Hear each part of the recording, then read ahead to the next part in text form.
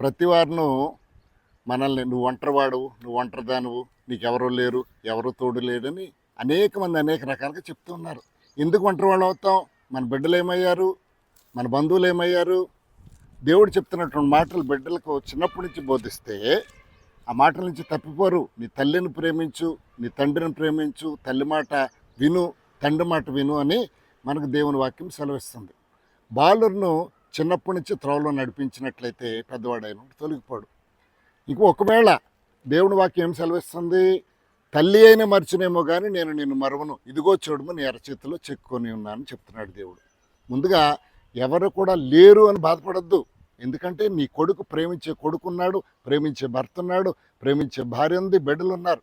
మరి ఎవరు కూడా నీకు దూరం కారు. దేవుని వాక్యంలో నడిపించినట్లయితే ఖచ్చితంగా నీకు తోడు ఉంటారు.